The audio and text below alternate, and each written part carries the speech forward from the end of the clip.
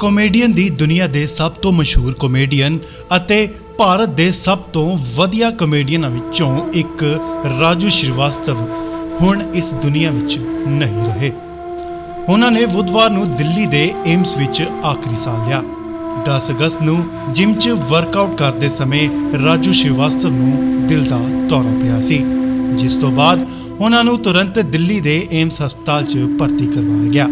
ਜ਼ਿੰਦਗੀ ਅਤੇ ਮੌਤ ਵਿਚਕਾਰ 42 ਦਿਨਾਂ ਦੀ ਲੜਾਈ ਲੜਨ ਤੋਂ ਬਾਅਦ ਅੱਜ ਕਾਮੇਡੀਅਨ ਦਾ देहांत हो गया। नहीं, बिजली अगर गांव-गांव पहुंचेगी ना तो नए-नए खंबे गड़ेंगे।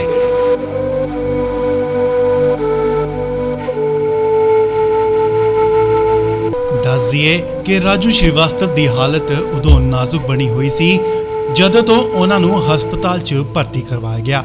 ਕਾਮੇਡੀਅਨ ਨੂੰ ਪਹਿਲਾਂ ICU ਵਿੱਚ ਭਰਤੀ ਕਰਵਾਇਆ ਗਿਆ ਸੀ, ਪਰ ਸਿਹਤ 'ਚ ਕੋਈ ਸੁਧਾਰ ਨਾ ਹੋਣ ਤੇ ਉਹਨਾਂ ਨੂੰ ਵੈਂਟੀਲੇਟਰ ਤੇ ਭੇਜ ਦਿੱਤਾ ਗਿਆ।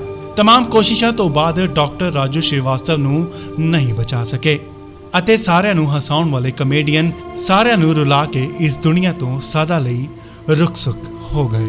ਕਾਮੇਡੀਅਨ ਰਾਜੂ ਸ਼੍ਰੀਵਾਸਤਵ ਦੇ ਪਰਿਵਾਰ ਨੇ ਉਹਨਾਂ ਦੇ ਦੇਹਾਂਤ ਦੀ ਖਬਰ ਦੀ ਪੁਸ਼ਟੀ ਕੀਤੀ ਹੈ। ਉਹਨਾਂ ਨੇ ਕਿਹਾ ਹੈ ਕਿ ਰਾਜੂ ਨੇ ਦਿੱਲੀ ਦੇ ਏਮਸ ਹਸਪਤਾਲ 'ਚ ਆਖਰੀ ਸਾਹ ਲਿਆ।